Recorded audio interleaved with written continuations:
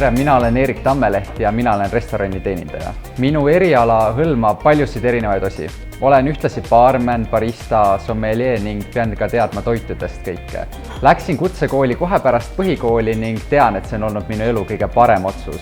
Tänaseks olen oma õpingud küll lõpetanud, kuid kutsekoolist on kõige eredamalt meelde jäänud see, kuidas me praktikatundides saime klientidega vahetult suhelda ning see emotsioon oli lausa ülev. Võin öelda, et kutsekoolis õppides on sul võimalus töötada, areneda ja võistelda seda kõike kooli kõrvalt. Täna töötan Lime Lounge'is restorani teenindaja ja kokana. Sügisel viib mind tee WorldSkillsile. Seal ma esindan Eestit maailmameistrivõistlustel restorani teeninduses. Samuti tulevad väiksemad võistlused vahepeal Pariisis ja Soomes.